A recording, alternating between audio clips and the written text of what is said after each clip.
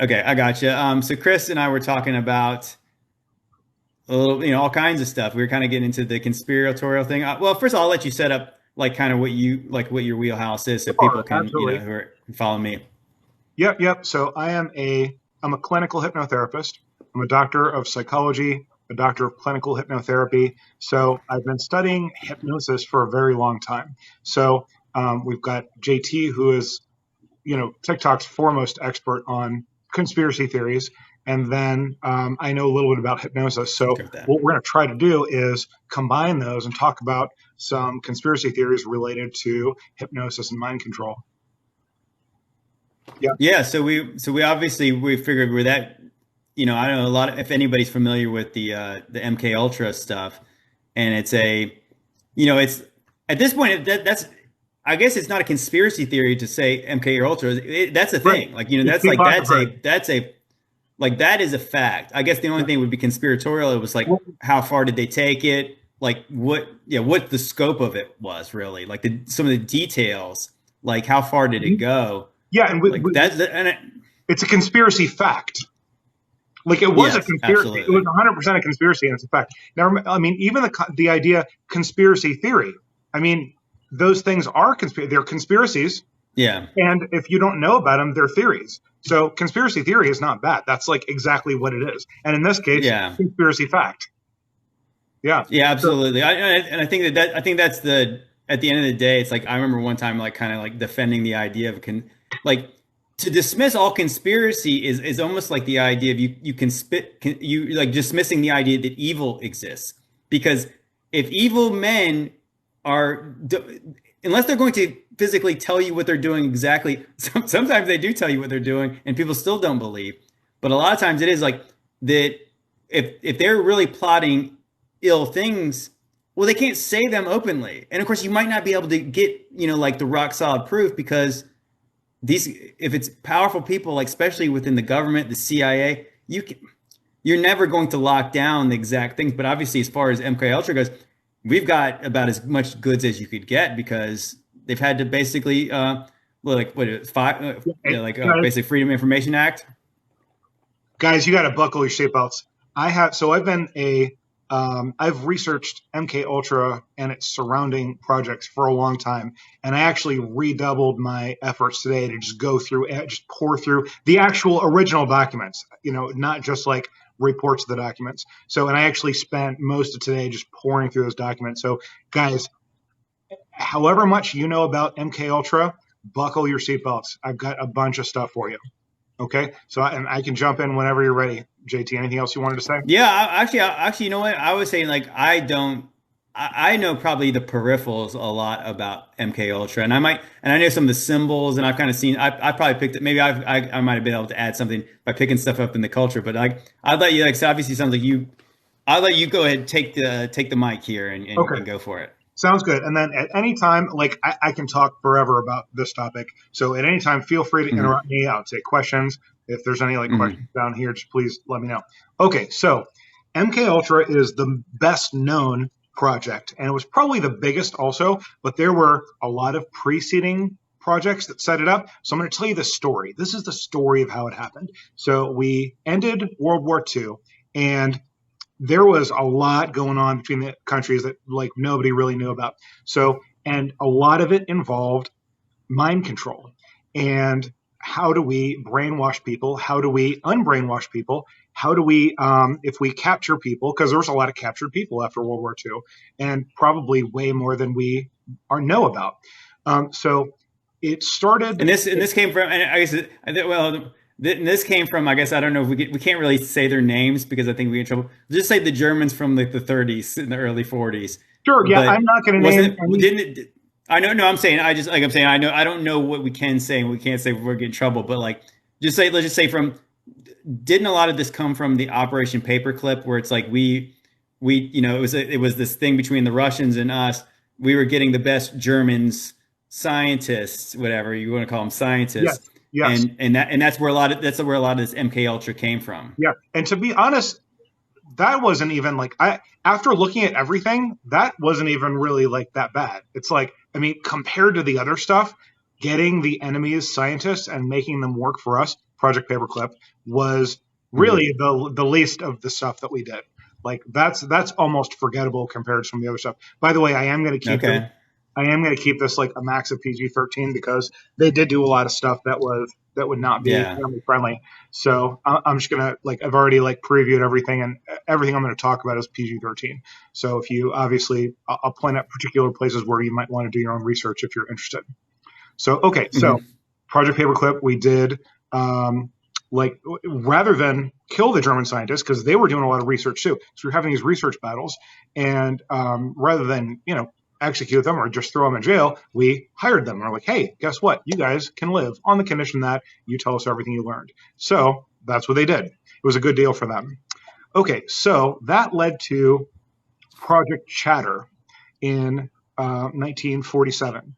And there's very little declassified information about that. But what we know is that the primary focus of Project Chatter was, and I think this is what the Germans were studying during World War II, and maybe us also, but they were studying drugs for interrogation. So the goal was, we're just going to get all the prisoners of war, we're going to put them together, and we're just going to give them all the drugs, all the combinations of drugs, whatever drugs we have, we'll give them to these people. We'll write down what combination we gave them, see what works the best.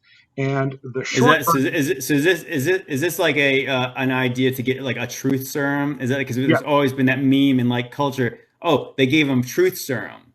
Is that what this comes? Where that comes from? That was okay. So this is specifically what was said in one of the. And I've got sources for everything, but rather than read the whole source, just if you want that, I'll send it to you later. But suffice it to say that there were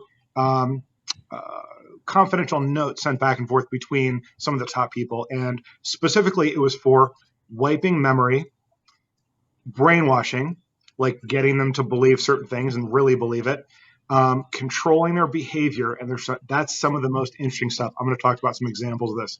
Very, very interesting, evil stuff. And then extracting confessions, true or otherwise. Those were the primary goals of these projects. Yeah. So, all right. So Project Chatter, 1947. It was basically we're just going to give them all the drugs, and we'll just oh, JT, okay, we're going to give him drugs 2, 47, and 119, and we'll see how those work. And we'll give him 10 times the normal amount of one. Oh, he died. Let's move on to the next one. A lot of that was going on. It was a very shotgun approach to figuring out what drugs work.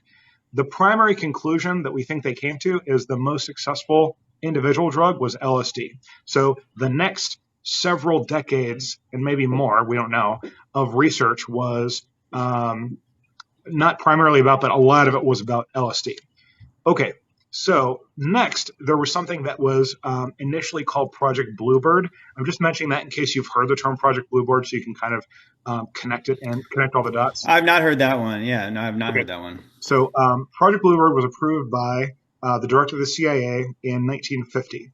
And I'm just looking up here for dates and stuff so I get all my facts right. So it was approved by the director of CIA, which most of these were. In August of 1951, the project was renamed to Artichoke. So I don't know if you've heard of Project Artichoke. That was it's considered one of the primary precursors to MKUltra.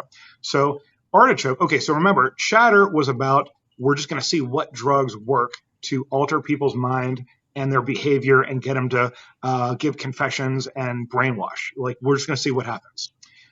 So then we had Bluebird/Artichoke, which actually in the private notes was called A/B. That's just what they called it in all of their private memos to each other. So it was called renamed Artichoke in 51. And okay, so have you heard the term Manchurian Candidate? Oh yeah, definitely. So that's the idea that they're okay. Yeah, I'm going to try to get all of the concepts that you're probably familiar with so you can plug them into this timeline. Okay, Manchurian Candidate. So the story is, it was 1952. Sergeant Raymond Shaw was apparently the name, and it's actually, there's a movie, the Manchurian Candidate. Was testing on unwitting subjects, things such as LSD and a variety of others. Yeah. Yeah, whoops. And those subjects... Was that your thing? Sorry. Oh, no problem at all. That was my TV. Who's talking about my presentation? My TV. Oh yeah, that's my presentation from 10 minutes later. I'm getting to that. Okay. What? All right. That's funny because I was doing a little research. I'm getting there. I was listening to some Rogan for Okay, so yeah. show Prep. Show prep. Yes, good. Okay, so they were captured by an elite Soviet commando unit, kind of like our Navy SEALs, during the Korean War in 1952. Okay, so here's the story of the Manchurian Candidate. They were like, we had already done this stuff with Project Chatter, so we're going to give this guy LSD, and we're going to use hypnosis. This is where hypnosis starts coming in. And the idea is we want to install dissociative identity disorder or a multiple personality in that person using the hypnosis. And then we'll use some kind of trigger, like we'll say this word or make this sound or whatever, and they'll adopt this other personality. So the bottom line, spoiler alert, if you're going to watch the movie from 1982 or whatever it was, he ended up, instead of assassinating the person he was supposed to assassinate, kind of coming out of it and assassinating himself. So that's what the Manchurian Candidate was about. So now you have kind of the basic idea for that. That was 1952. Okay, now here's a really interesting thing. So the Korean War began in 1950. The CIA already had mind control programs in operation prior to Korean War. So now the CIA director said that these programs were in reaction to and in defense of the Russians and the Koreans and the Chinese who were already doing that. But documents later came out saying we actually were doing that long before that. So we were definitely doing it. No surprise. Yeah, no surprise there. Okay. Let's see. So we started by, in Artichoke, we started by experimenting on our own soldiers. So this is kind of how we started. So in Chatter, we were using prisoners of war. So kind of like, no holds barred. We're using prisoners. Nobody cares. Okay. So then they started experimenting on our own American soldiers. Now, what they would do is they would lie about what the experiment was about. They're like, oh, we're doing this experiment. It's just a safety experiment. You just do it. It'll be fine. And what they would do is they would give them drugs, hypnosis, same kind of thing. Also, a lot of people, have you heard of the drug BZ? BZ. Yeah. What is that? Is that it's basically like ecstasy or something? It's like super LSD. It really is like super LSD. Okay. It's like 100 times the effect of LSD. So they're like, oh, well, what if we took LSD and then made it super 100 times LSD and then give it to our own soldiers? And some of them died due to just minor overdose since it's so concentrated. It's like concentrated LSD. And they have it gets both psychological and physiological effects. And they would just be delirious. It would basically make them instantly insane. Cognitive dysfunction, hallucinations, inability to perform basic tasks. And basically the point was, let's just give this horrible super drug to our own soldiers under the guise of doing, regular safe experiments and see if we can give them multiple personalities and make them do things. It's kind of like the story of Captain America. It's like the exact opposite. Yeah, exactly. let's take a normal guy and try to ruin him. Right. And so the idea was, okay, we want to take somebody and we want to give them drugs, hypnotize them, give them a multiple personality, use a trigger to make them do something, and then they come back to the regular personality and don't know what it is. And by the way, I've got some stories about that. And then, if needed, use excessive drugs and later electroshock therapy to just completely wipe those memories. So they couldn't even remember it, even though they could. And then they can just go home and they have no idea what they did. Wait, let me ask you a question. Okay. So, now we kind of got a little bit of setup. Do you think that like the goal of this is because you think it was a thing for eventually to be used on the general public, or do you think it might've been to use like, hey, we're going to make these guys do some bad things, and normal people who got into this, decided to volunteer for the military for honorable reasons, they're going to have reservations about doing the things we're going to ask them to do.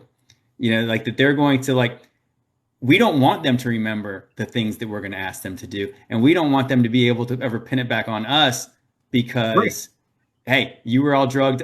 This guy doesn't know what he's talking about. This guy is not reliable because he was on drugs. Yeah, and it's just about like the power to do that. Their official reason, by the way, tell me if I'm like, am I laggy? I'm saying my own. Your video is slightly laggy, but the audio seems like it's coming. Audio's fine. Okay, as long as the audio is fine, it's fine. Yeah. I'll move closer to my router if it doesn't clear up. But anyway, so yeah, they just want the power to be able to do it with anyone. Now, in their memos, they specifically said it was for stuff like interrogating enemies, like obviously prisoners of war, and try to get secrets. But really, they also wanted to use our soldiers to create multiple personalities, go in, trigger those personalities, and do stuff, and then forget about it, and possibly, and they tried different things like forget about it, commit suicide after you've done the thing, come back and whatever. So like they wanted just the power to do all that stuff. That was the goal. Like I don't think they didn't like, well, we want to do this specific thing. They just wanted power to do all of it. Okay, so that's would be my well, I guess I mean obviously from obviously what it sounds like to me is when you like the things they're talking about is like it's like the things that when we won the war in Europe and we uncovered some of the things that the Germans were doing, and it was like, look how wicked they were. They were doing all kinds of experiments on human beings, like completely inhumane things. It's like literally it's mad science is what they're doing. Yeah, like they're just doing things to see what will happen. Like these people don't matter at all. And obviously it's whether you had an enemy or not, I don't care. It's like you're the bad guy if you're doing those things. Like, you know what I mean? Like I love that one skit from, again, and it was like a British comedy, and they're saying, "Are we the baddies? Are we the baddies? Why do they like?" Yeah, it's like, why a skull? And they're like, oh, well, so-and-so, that's propaganda. And he's like, yeah, but they didn't get to pick out our uniforms. And he's like, yeah, that's right. It's like, yeah, are we the baddies? Yeah, I mean, I would say everybody's the baddies. Like, you can't get into power if you're not a baddie, that would be my opinion. Like, again, it's the evolutionary thing. Yeah. If you get into power and you're not a baddie, you will be ousted by someone who is a baddie. So it's just... That's just the evolution of power. Like you can't have power unless you're a baddie. That's just my theory on that. Well, I mean, I guess it is said obviously from my worldview is that if you're going to be in power in this world, we know who gives that kind of power out. So it's like, yeah, so it should be we shouldn't be surprised when this is the result of what the people that do this. And like I said, but I go back to when I just made that video about like, look at our medals of honor. That's what I'm saying. Are we the baddies? I mean, like, are we the baddies? Look what's on that. Look what's on those things. And it's like, these things are not hidden, and like, but people don't see it.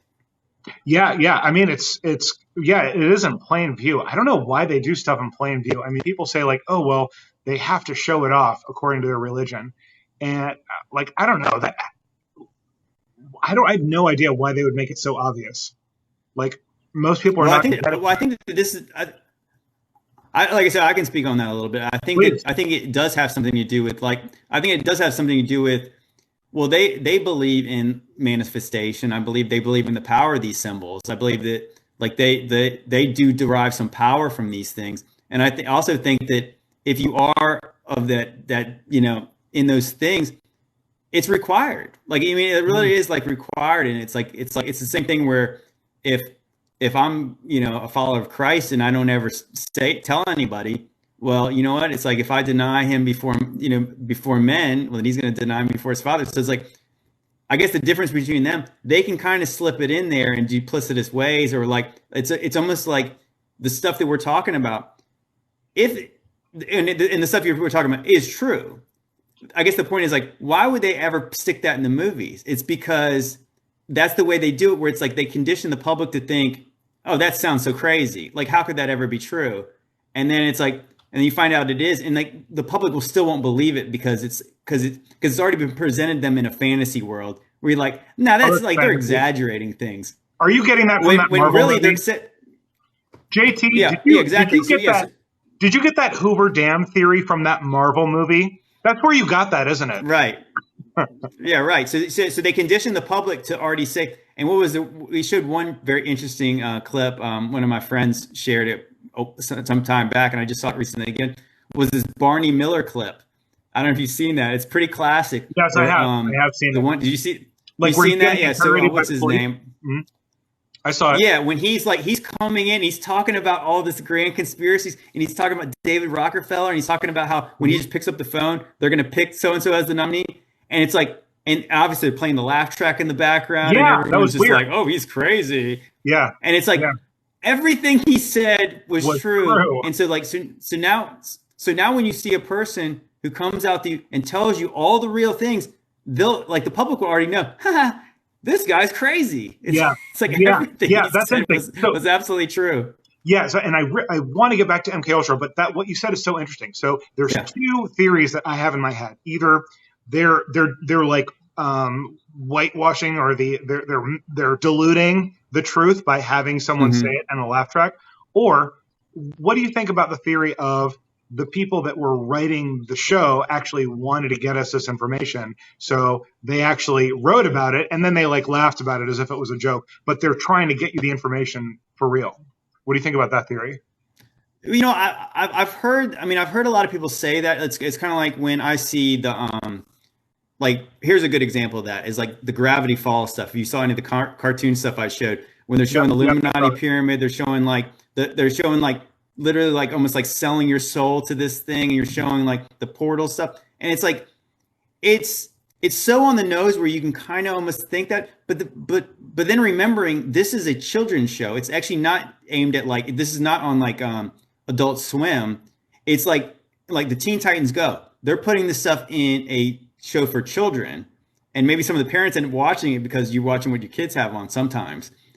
But I don't think so, because like I said, that's why I think that it's not, because it's not like it would depend on, like I said, who's this intended for, because it's like, to me it's like it is like they have to say it, so they're going to slip it in there where they can, because at the end of the day, these people are in this industry, and I'm sure you can, maybe this might be the next place to go with the MK Ultra stuff.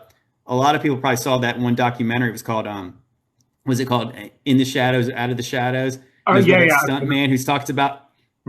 Yeah, so that was very interesting. I wonder if you could speak on any of that. Is like, did the CIA and so Washington, New York, and like Los Angeles, the money is going from the CIA to make movies, to basically literally make propaganda, and then you realize the drug culture is running throughout. And then you obviously see, when you can see like with the pop stars that we know, that you can tell they're completely broken. Oh yeah, they've got split personalities, all the stuff. They get the what is it, like the butterfly symbol is like the symbol of like almost like the MK Ultra, like like what they went from the caterpillar to the. Have you heard that? I think I've heard that. Yeah. It's like, I would say that when you typically see like in these, like I said, because they work in these symbols, the cat. I mean, like, yes, you see the butterfly.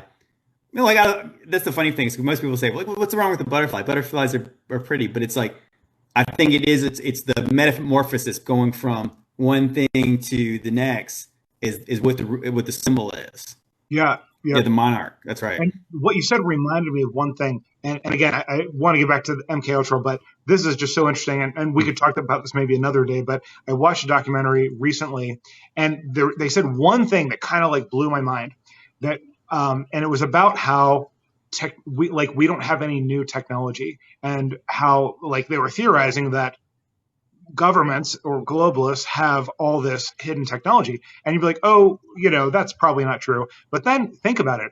Other than devices that are used to consume products and media, other than those, we've made no technological advances in 100 years. Mm-hmm. We're still on oil. You know what I mean? Like, we have nothing new. Like, there's nothing new for 100 years. What happened? Like, we don't have any scientists anymore? No, what's happening is right. Well, yeah, the things that you're right. The things that they've invented have caused society to actually go backwards, where it's like they've made us less healthy. People are getting dumber.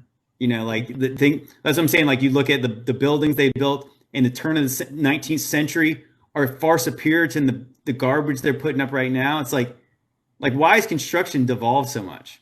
Yeah, yeah, absolutely. And like we've had nothing has really improved. I mean, my grandmother, rest her soul, from like 50 years ago had a microwave that works just as well as mine.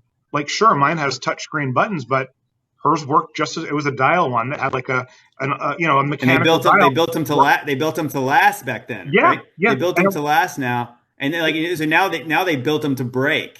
So then you have to buy a new one. That's another interesting topic. Like everything is built to break now. But the point is, like, our technology has not advanced. Like I could absolutely make, popcorn in my grandmother's microwave from 40 years ago or 50 years ago. Like there's no technological advancement. And the point is the government is hiding it. Like they have, like the point of this documentary was the government has, they've been talking about aliens.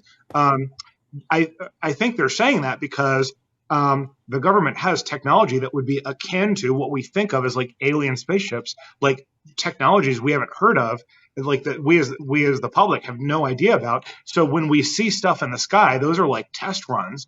And so when the government says things like, "Oh, we saw aliens," they're actually trying to cover for their own technology. It's not really aliens. I think that's a pretty decent theory, because I think that this is when I go like way deep, like to go back before like the whole idea of these secret societies is like that you have to go up this ladder for us to tell you what's true. And I always like, so when you go back into like the megalithic structures, I think most people, they can't wrap their minds around that there was a time where technology was more advanced than it is now, because they think advancement is an iPhone.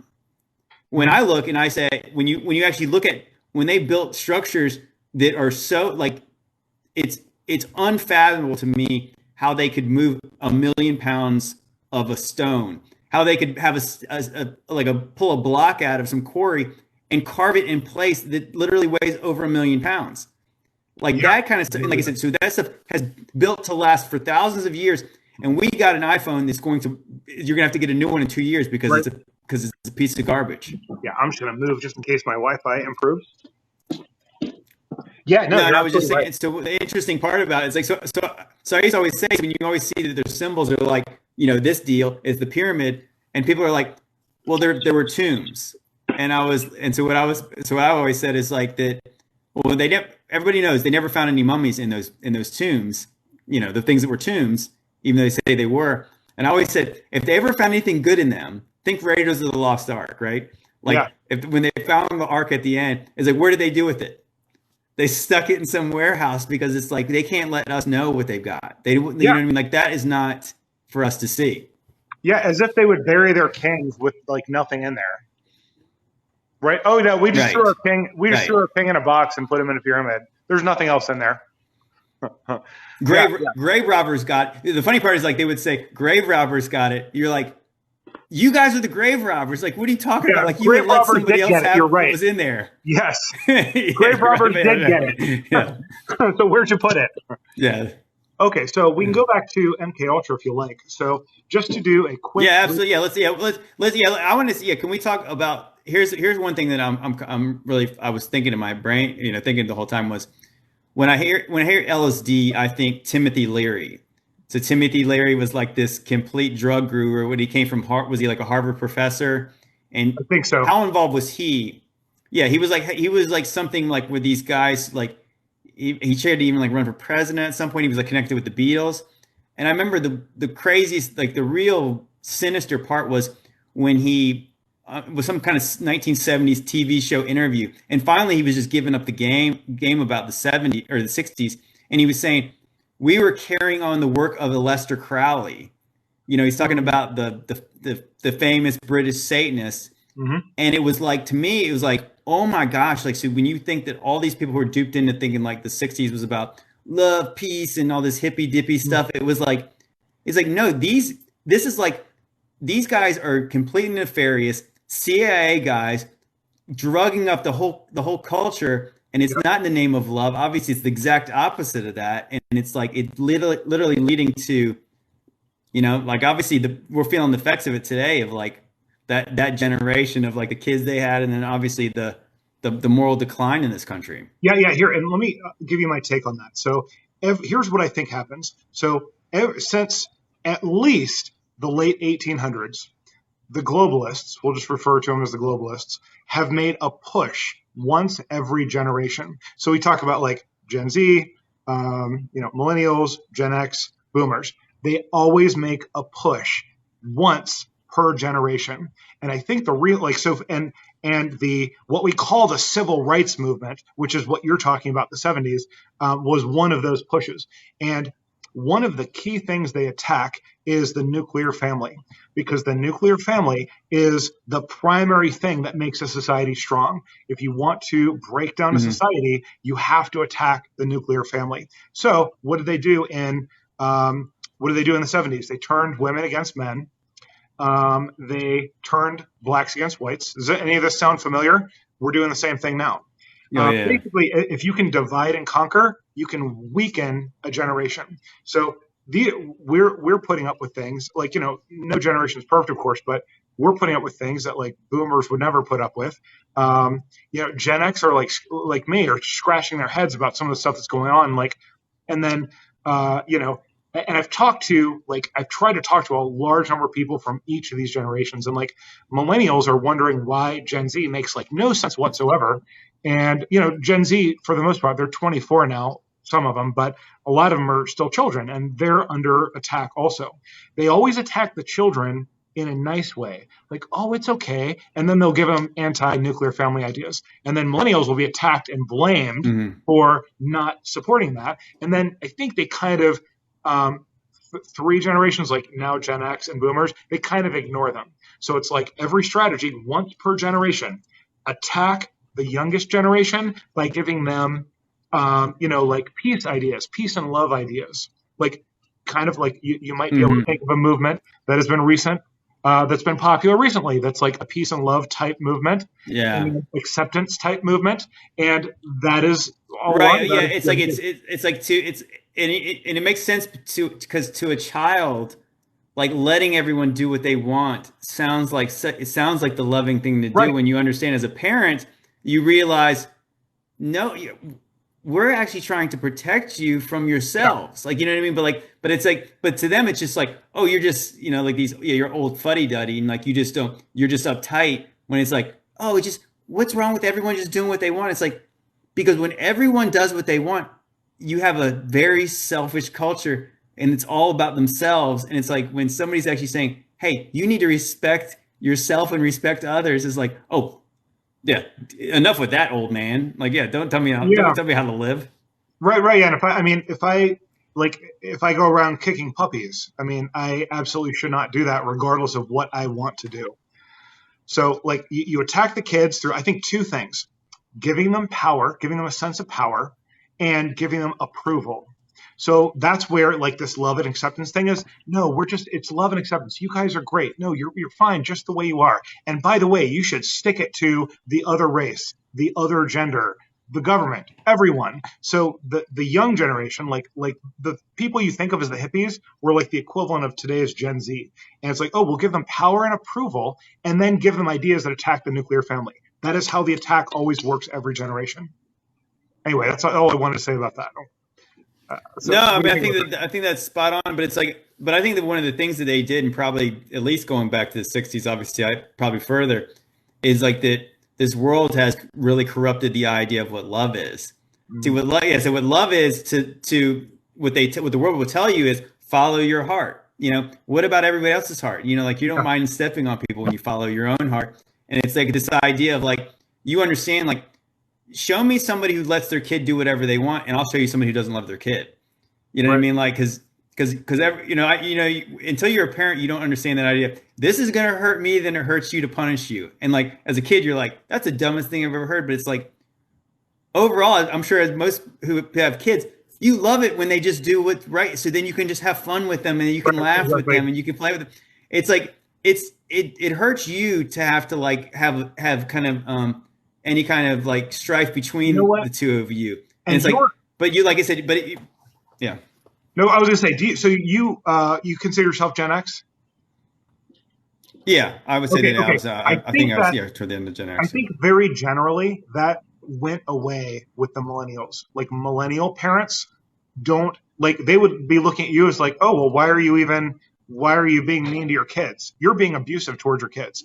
And obviously, I'm very overgeneralizing, but in Yeah, general, I think that there were there are certain key topics that each generation is attacked on, and one of the things that millennials were attacked on is, oh, were your parents mean to you? Well, hopefully you never do that to your kids. Just, you'll never do that to your kids. yeah, Don't worry. And they're talking about things that a lot of times are discipline. And so, like the idea that, oh, well, I want to be friends with my kid, a lot of that is much more popular with millennial parents, I think.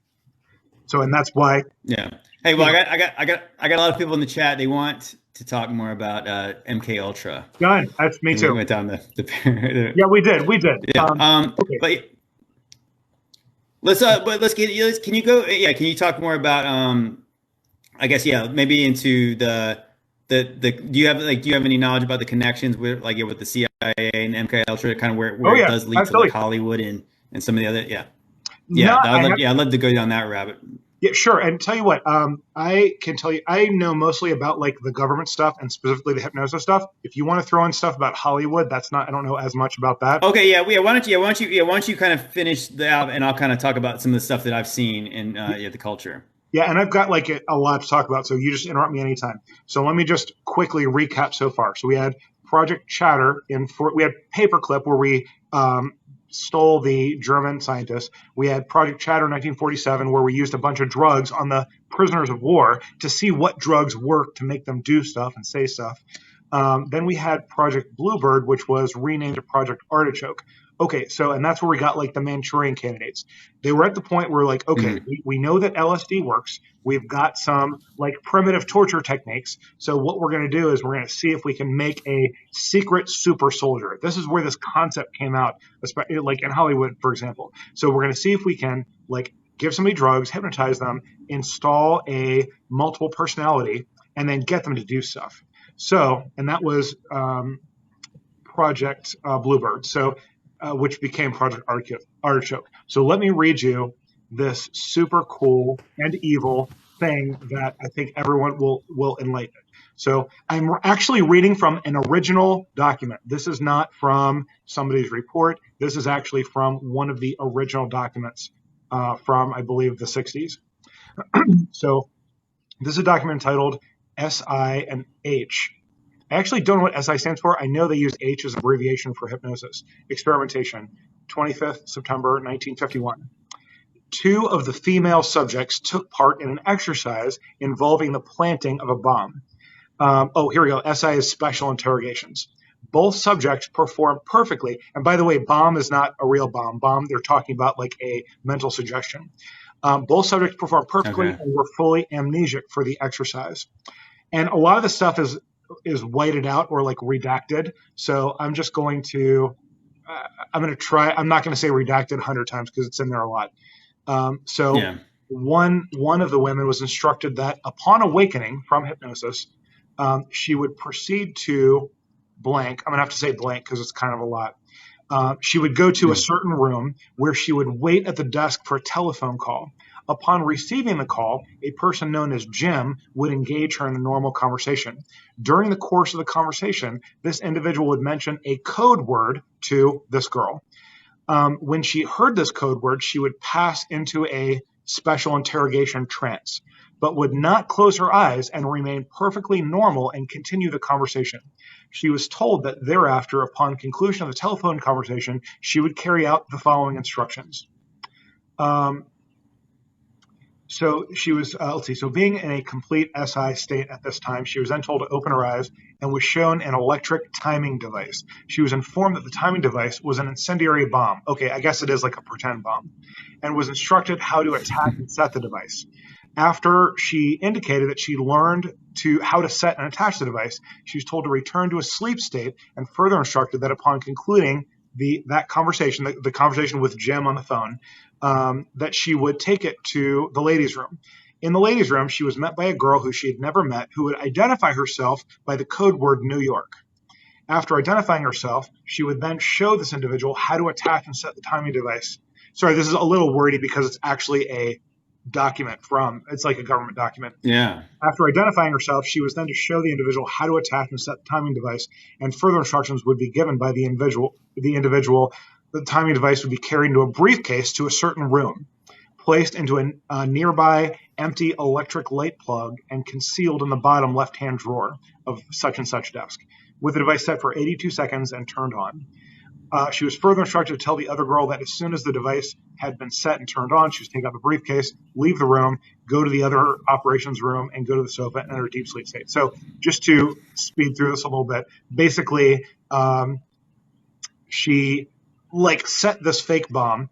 She did the thing. She woke up. She got the call from Jim. She took the briefcase, while appearing to be fully awake, walked into the instructed room, placed the bomb, set the bomb, and she was then told to return to her original room, sit on the sofa, and go into a deep sleep state. And she did all those things perfectly. Now, a couple things I want to mention real quick. Number one, this is not just hypnosis. This is under a cocktail of drugs that they determined would aid the state. And then number two, these were highly susceptible subjects, maybe in the top 1%. They had a detailed vetting process where they'd find out who were the most susceptible subjects. So I just want to emphasize, you cannot do this with. Wait, can you expound upon so who is how would they determine that? Do you know what kind of characteristics? Sure. Yeah. They look for? I know all about that. In fact, I could teach you in 5 minutes. I could give you 5 minutes of instruction and give you 100 people, and you would be able to pick out the 5 of those 100 people that are the most susceptible. Would you like to learn that? So I was like, I don't want to. It's I don't want to have that kind of temptation to have that kind of power over you. That's great. Yeah. No, I mean, but I imagine. No, I just in general, I would wonder what would you? So what would they look for? Easy. As super trying easy. To get people. For example, you can place an ad, and then people that answer the ad are going to be more likely to be susceptible anyway. You could tell them to do something, especially something unusual, and then certain people will filter themselves out. And the people that don't filter themselves out and do the thing are more susceptible and more interested. And then there's something called abstract conditioning, where if you could tell somebody to do more and more and more and more, okay, now go do this thing. And it's some really weird off the wall thing. And some people will filter themselves out. So you end up in a short period of time with just a few people who are willing to do whatever you want. And those people tend to be much more susceptible. It probably wouldn't work on guys like me, because I'd be like, what do you do? Why? Right. Yeah. They would send you home. What do you guys do? This seems weird. Yeah. That's fine. And they want you gone. They don't want to talk to you. They want you out of. Yeah. So they're like, oh yeah, sorry. They want me. They probably don't want guys guys like us. Who would suggest anybody else think this is weird? I'm getting out of here. Yeah. No, you're absolutely right. So now I don't know if you want this much detail, but I actually have a full list from a government document. It's got 17 items, it's about 17 sentences of exactly what they wanted to accomplish. It'll probably take me 2 or 3 minutes to read it, but if you are interested in exactly what the official goals, what they're trying to do, for example. Yeah, sure. Yeah. I mean, because obviously that's probably why a lot of people are thinking at some point when you realize this has gone beyond what the Cold War is about. This is something, what was the official, so this would be the official things they said. So we can even assume that this is not comprehensive as far as what they would tell us what they want. Yeah, and these are. But I would be cool to hear the official take on what they were trying to do with this program. Okay, all right. So, and just a couple of facts before that. So officially, MK Ultra began in 1953, which was right after Artichoke. It was reduced in scope in 64 and 67, and then halted in 73.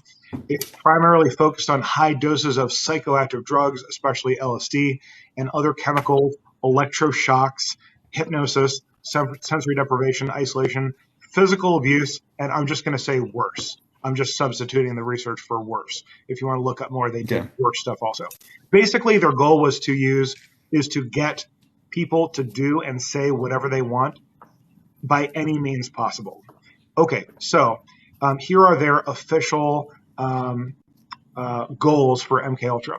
So one, they want to create substances which will promote illogical thinking and impulsiveness to the point where the recipient would be discredited in public. So basically, like, they want to be able to put something in somebody's drink where they would, in public, discredit themselves. Like, you can think of reasons why they might want to do that. Number two, substances which increase the efficacy of mentation, which I think that's a word, that's like a 60s word for thinking. So increase the efficiency of thinking and perception. So super soldier stuff. Number three, materials which would prevent or counteract the intoxicating effect of alcohol. So you could send your agent in, drink a bucket of alcohol, pretend to be drunk, but still be perfectly clear thinking. Four, materials which would promote the intoxicating effects of alcohol.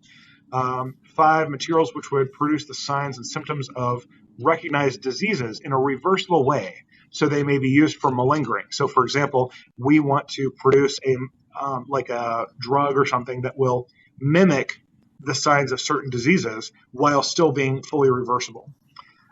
Six, materials which will render the induction of hypnosis easier or otherwise enhance its usefulness.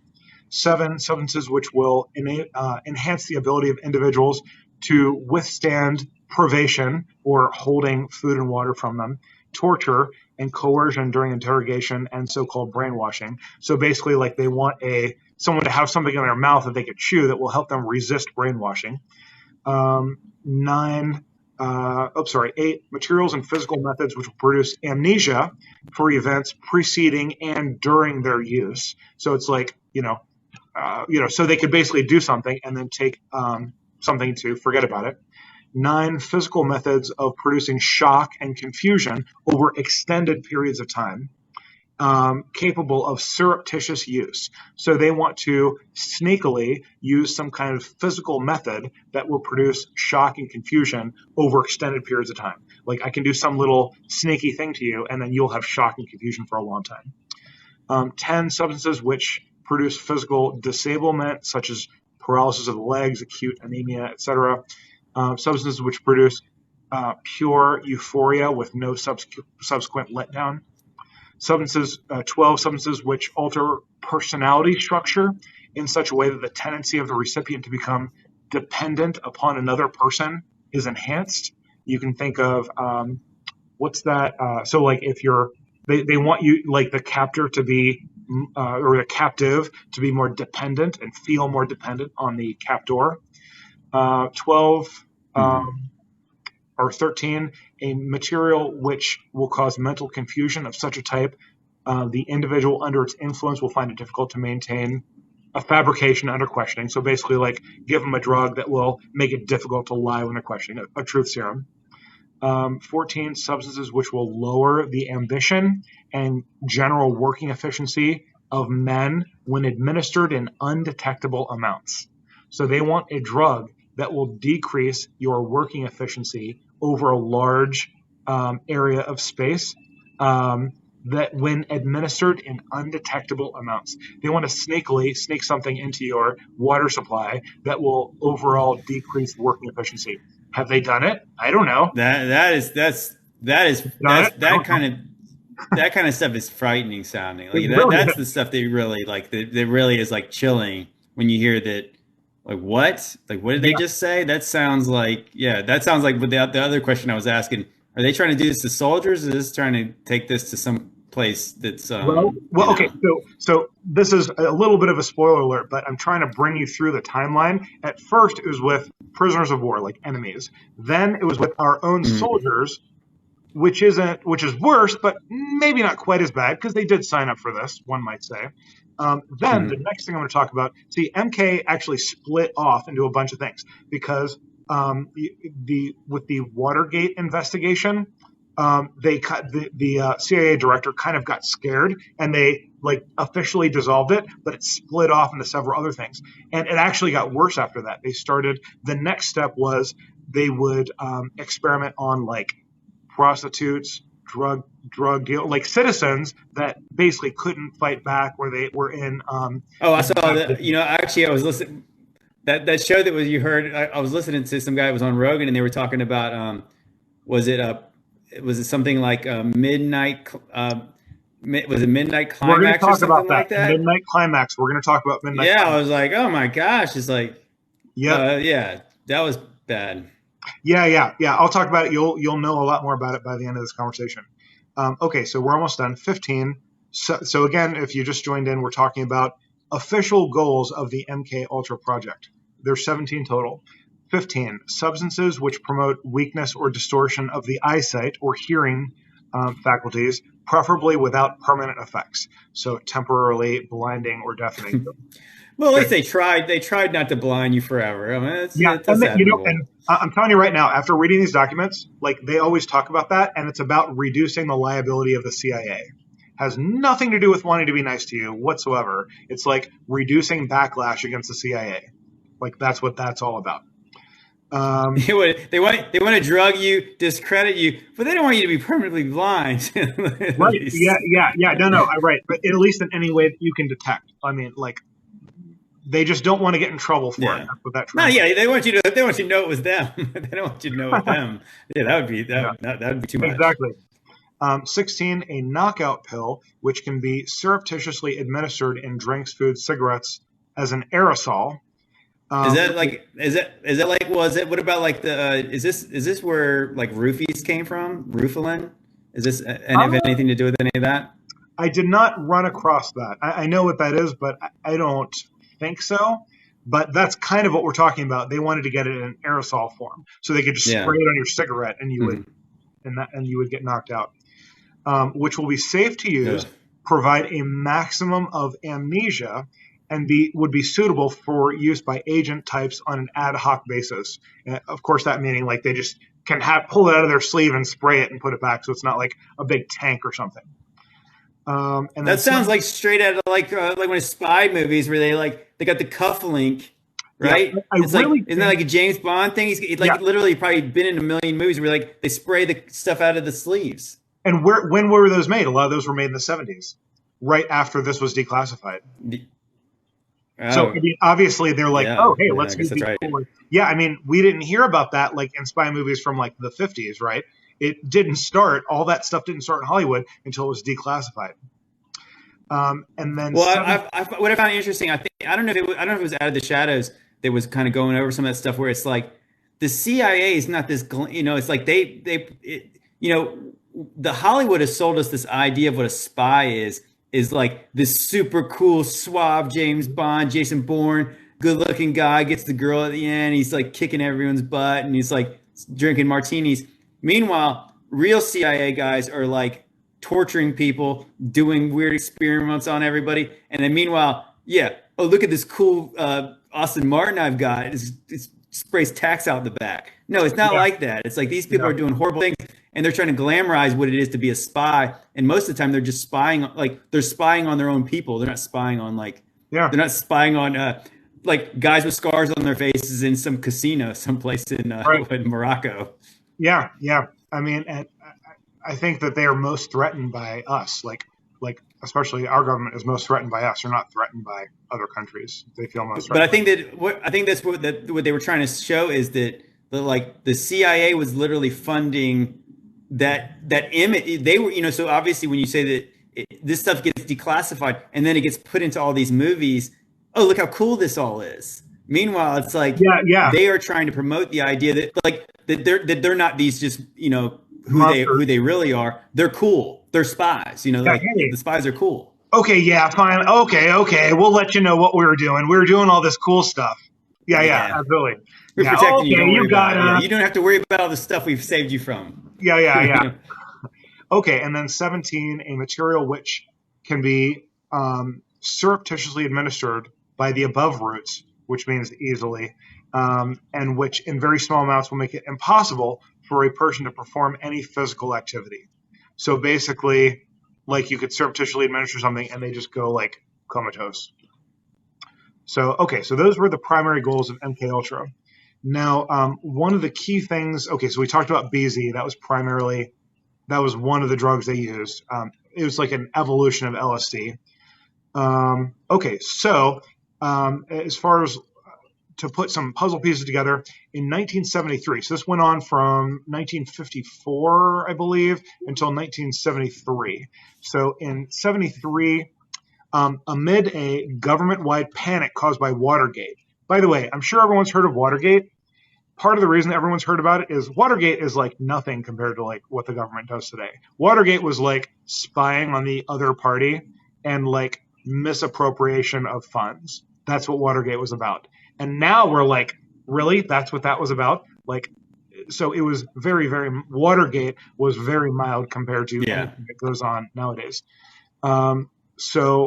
But there was a government-wide panic caused by Watergate. The CIA director at the time ordered all of the MK Ultra files destroyed. Now, this is very interesting. So now here's the thing. There was a cache of about 20,000 documents that were put away, for a word I'm thinking of. Like they were stored incorrectly, and they were like somewhere else, and they didn't get destroyed. And so those were acquired following a Freedom of Information Act request in 1977.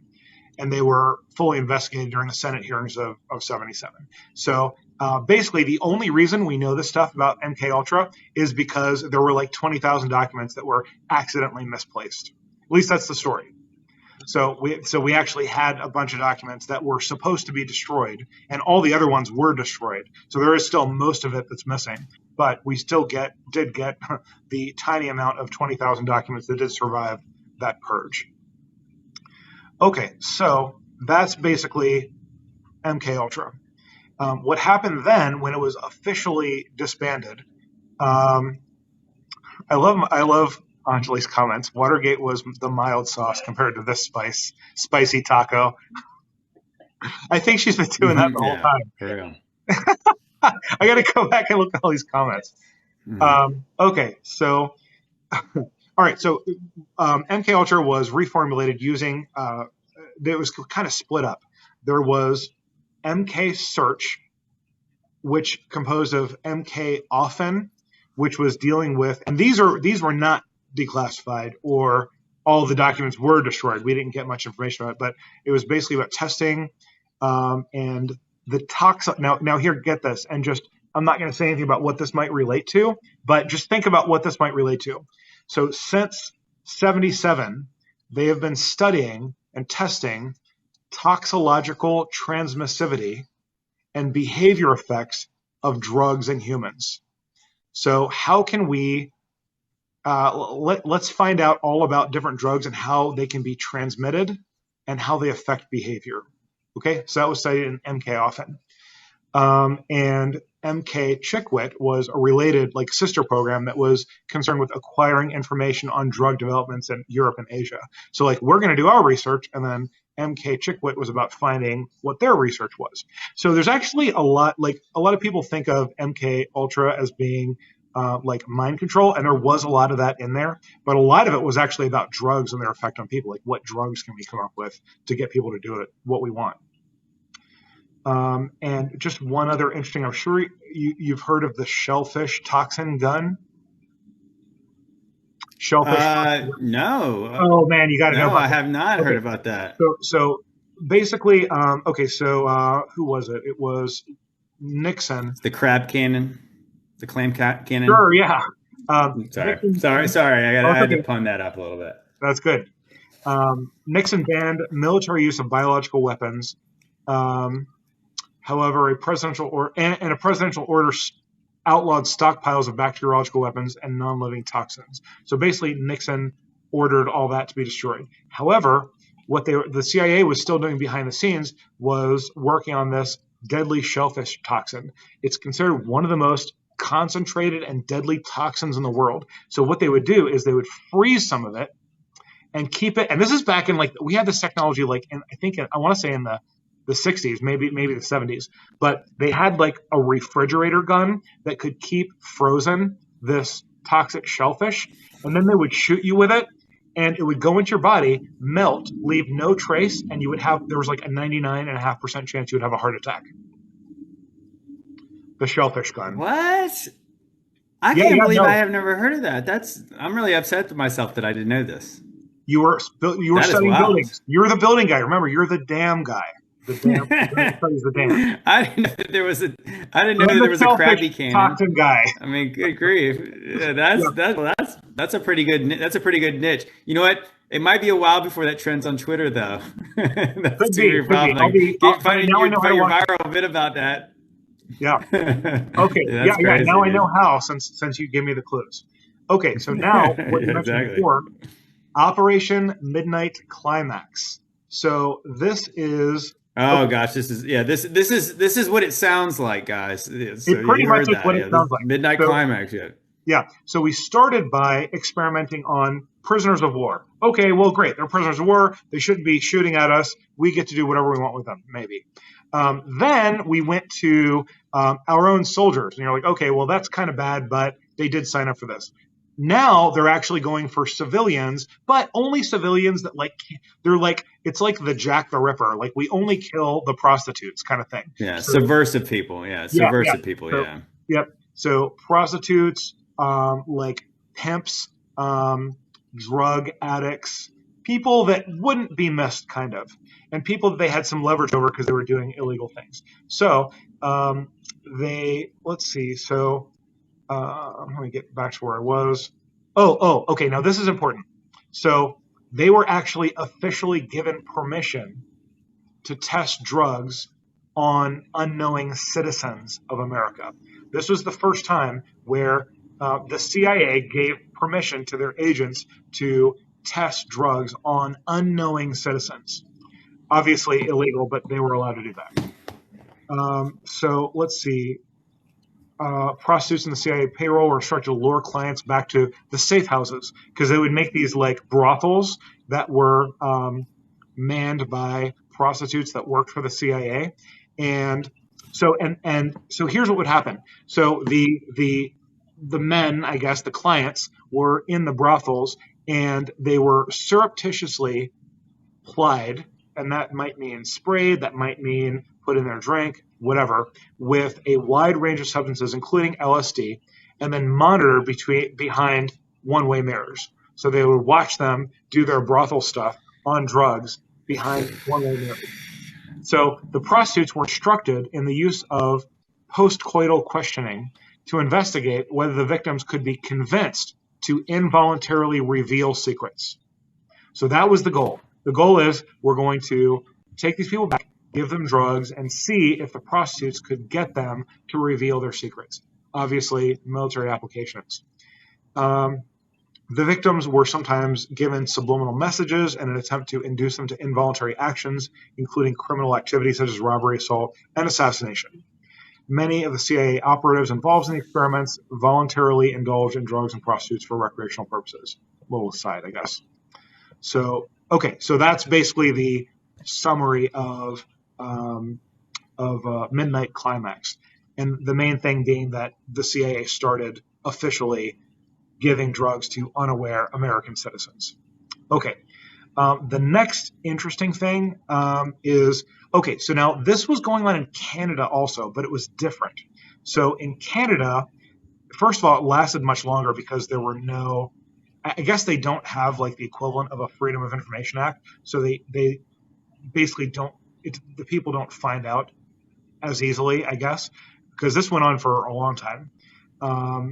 So in Canada, let's see, and here's the thing, they recruited a British scientist, Donald, I'm not going to say any names, but a British psychiatrist who later became the head of the American Psychiatric Association, like the big psychiatric association, and the Canada Association. And he was... Oh, gosh. That is... Yeah. And creator of the psychic driving concept, which the CIA found interesting. He had been hoping... Originally, he wanted to correct schizophrenia by erasing memories and reprogram them with new memories. I mean, what kind of movie sci-fi stuff is that? So we're going to cure... That's like B-movie level. We're going to cure schizophrenics by psychologically using drugs and hypnosis, erasing their brain, erasing their personality, and just that's like that's like Total Recall. Yeah, exactly. That's like Total Recall, right? Yeah, like Total Recall. Again, I'll remind you, this guy was later the head of the American Psychiatric Association and also the Canadian Psychiatric Association, whatever their equivalent was. Our government paid them a bunch of money to. Don't they? So do psychiatrists? Do they have to do that?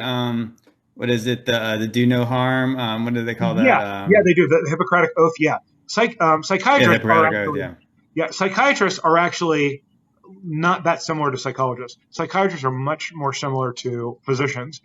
Psychiatrists are essentially physicians that specialize in brain disorders. So psychologists and psychiatrists are actually completely different. So a psychiatrist is actually an MD that specializes in brain disorders. Okay. Yeah. So they would have to take that oath, and obviously this guy obviously sounds like he violated that quite severely. Yeah, I mean, yeah. So let's see.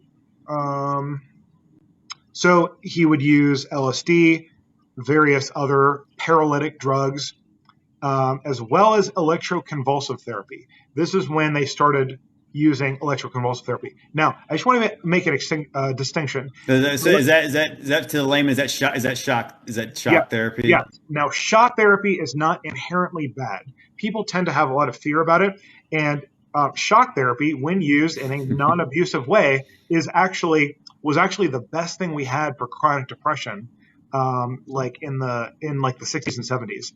So because chronic depression is essentially not treatable at all, but they actually found that after a very short therapy of 12 weeks, which at the time was like extremely short, of the proper amount of electroconvulsive therapy, a surprisingly large number of people would be lifted out of their depression. So that's just a little bit of It'd be like, I'm fine now. I'm fine. Stop shouting. Maybe, and it doesn't hurt when you use it. I'm no longer depressed. Yeah. It's like, stop. I thought my problems were bad before, but now I'm like, listen, I know it could be worse. Yeah. And my point is just, and it didn't hurt when it's used correctly. It doesn't hurt. It's not dangerous in any way, and it does lift people out of depression if used correctly. But Cameron, sorry, I keep accidentally saying his name. Sorry, but that's his name, Cameron. As well as electroconvulsive therapy at 30 to 40 times the normal power, 30 to 40 times what would be considered the safe power. And they consisted of putting subjects into a drug-induced coma for weeks at a time while playing tape loops of noise or simple repetitive statements.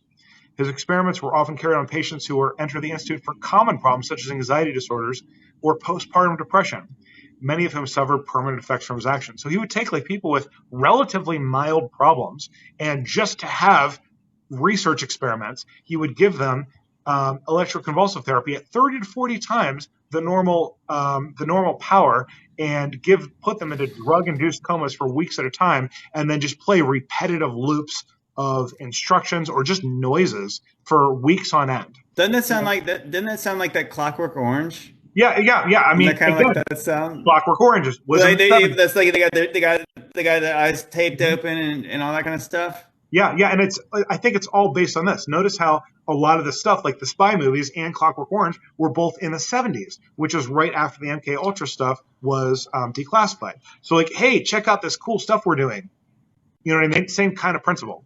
Like we can, I gotta say, like, even from the very beginning, when you were talking about them programming that woman with the instructions, I was getting so sick to my stomach just thinking about how many times I've seen stuff like this in movies and not recognizing how real that was. Yeah. And like really understanding like that's a human being that's been turned into some kind of lab rat, dehumanized.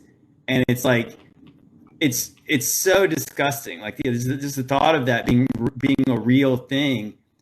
Like, I think maybe that's why so many people reject this thought, because it's so horrifying to believe that is going on. Yeah, that has gone on, and it's almost certainly still going on.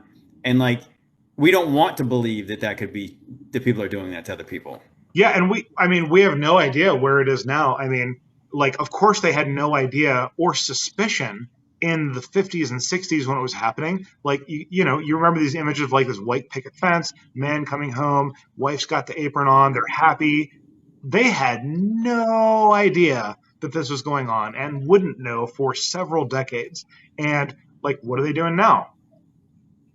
There's no way we Well, can like, know. you know, to go back to where a lot of this, you know, we believe a lot of maybe the origins of the stuff is like when you had, you know, that time in Germany back in those days when there was a war, and when obviously after the good guys won, and they started to uncover some of the stuff that was going on in there, and like the people in those towns were saying like we didn't know what was going on, and of course all of us, you know, like pearl clutchers over here, how could they not know? How could they, you know? And it's like, Yeah.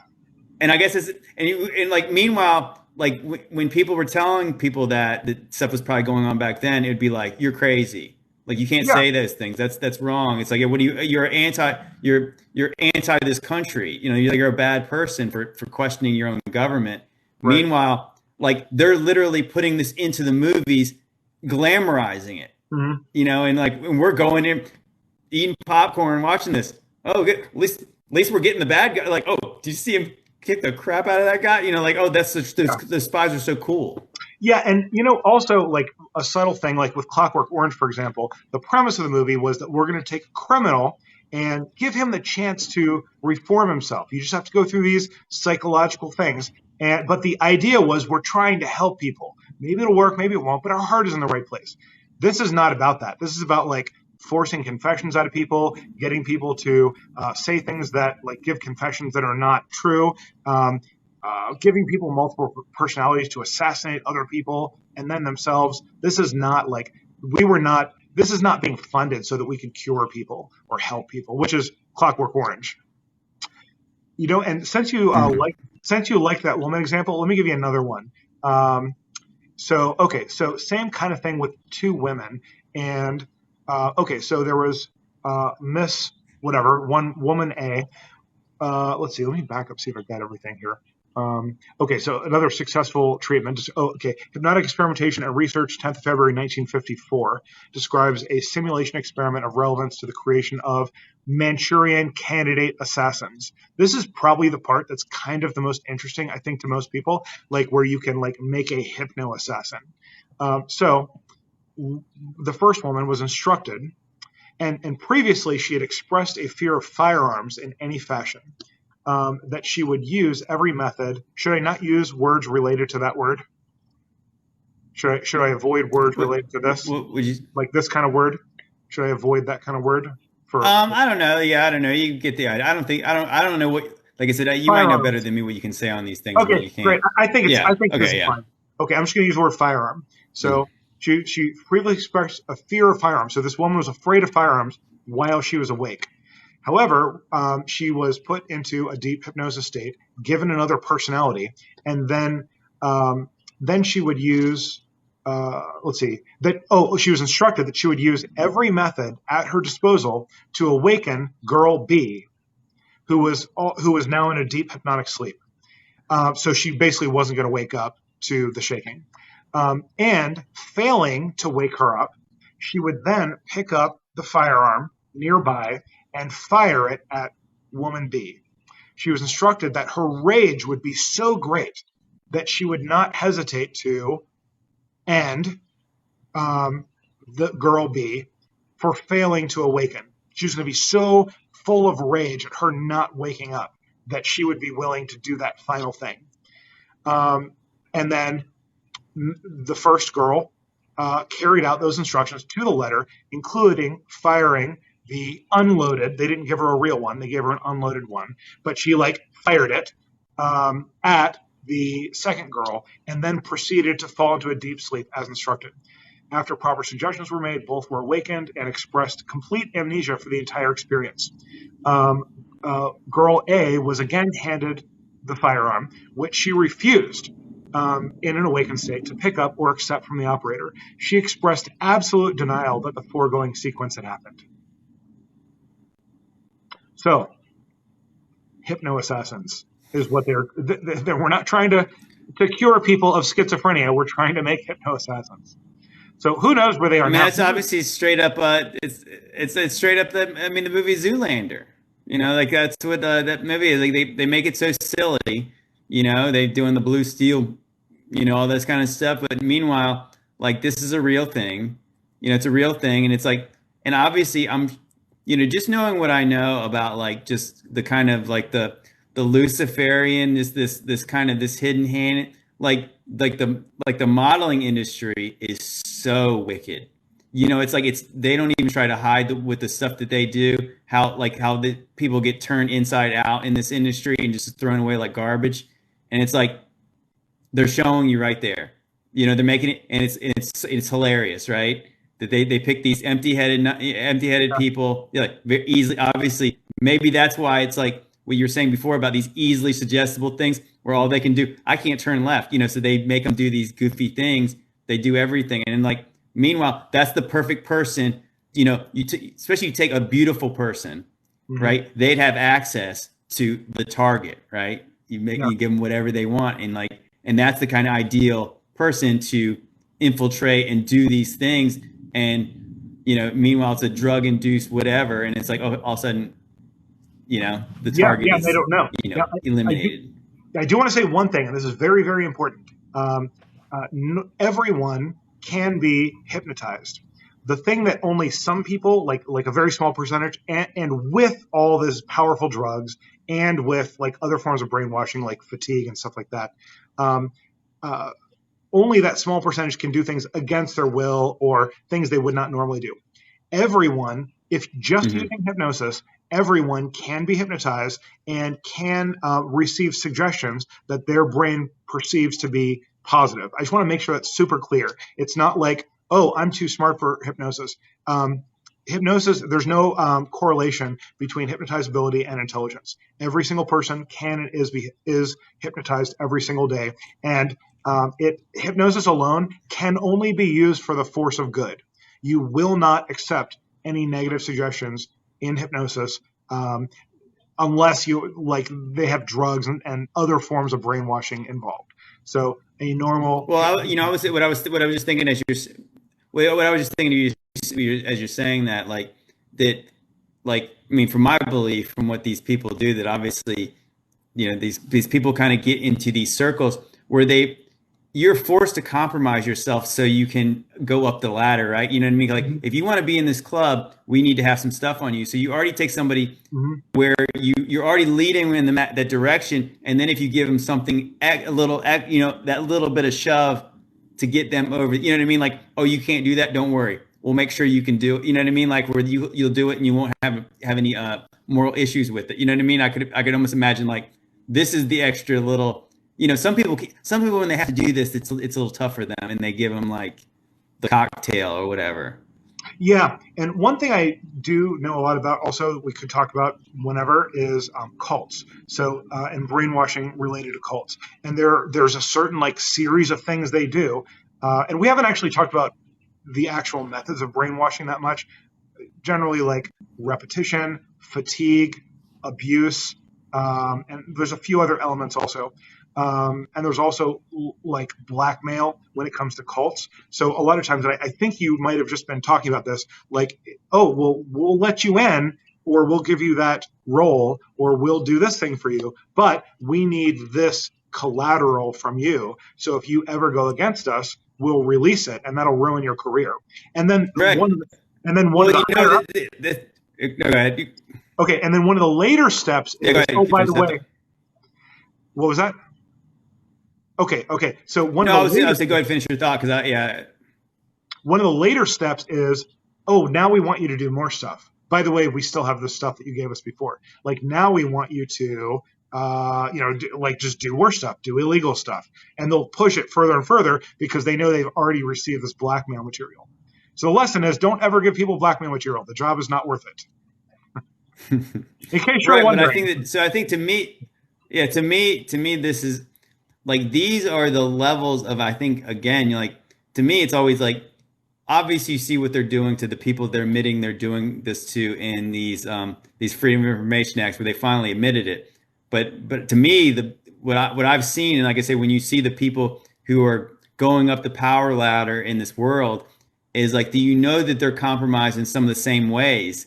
And like, as crazy as it sounds, that's why it was almost like the whole idea of like the P dossier, the Russian dossier about Trump. It's like, I think that was probably a real thing. I don't think it was related to him, but I think that it was like, it's like they always accuse people of stuff that they've done. And it's like that is like, they've got those kind of things on a lot of politicians. Yeah. The one on Trump was not real, but the point is like, that is a totally real thing. And it's like, so when you get into these circles, it's kind of like they were saying, like, to get into like the CIA, like a lot of these guys went through like Skull and Bones, and they're already taking oaths. They know everything about your family. They know everything about you. And then meanwhile, they're making you do weird things to basically get into, like, to know that you're legit. And meanwhile, obviously all those things are completely compromising, that if you ever got out, they could dump this stuff out to the general public and say, look at this person. You know what I mean? Like, so the things that you're going to gain to get in the club, if they show this stuff, you'll never get those things back. So like, obviously all the things you did to get there, it will all be for nothing. Yeah, and so then you realize that's why these people like me who are like conspiracy theorists, you're like, this would have to be such a grand conspiracy. It's like, I mean, it kind of is, but it's kind of pretty simple. Like it's like crabs in a bucket, right? It's like the crabs keep pulling the other one back down in here. It's like they're all in that, because it's like like I said, you can't be clean, because then you can expose us. And they show that in the movies all the time too. It's like these crooked cops were like, you got to take that money. If you don't take the money, then we got a problem, because you need to be dirty too, because if you're clean, we can't trust you. Yeah, exactly. Yeah. That's exactly the psychology behind that. So, okay. So one more thing about MK Ultra. So, and then that's my information that I have for today. After MK Ultra was, so they did the prisoners of war. They did Our Own Soldiers. They did like prostitutes and pimps and stuff like that. And then what happened was, after Watergate, and there was lots of investigations going on, kind of the next thing they did was, and this is kind of like, we don't know what happened after this, but they essentially the CIA created secret detention centers so that the U.S. could avoid criminal prosecution, I guess, from other countries. The CIA captured people suspected of being enemy agents and other people it deemed expendable to undertake various forms of, we're just going to say, experimentation. So at this point, they were just straight up capturing whoever they wanted, bringing them underground, obviously with no trial or anything like that, and experimenting on them at will. And by the way, this is all declassified. This is not this is not a theory. Prisoners were well, I mean, is that like, I mean, because are you talking about like Gitmo, or is like, are you talking about, is that like just an example of it, or is like, there obviously, I'm sure there's places that we don't know about. I mean, I guess it's probably there's a lot of places we don't know about. As far as the declassified stuff I was reading about, they didn't. Oh, you know what? They did mention specific places, but I didn't copy paste those into here, and I don't remember like the specific names or anything. But those are available if you wanted to look them up.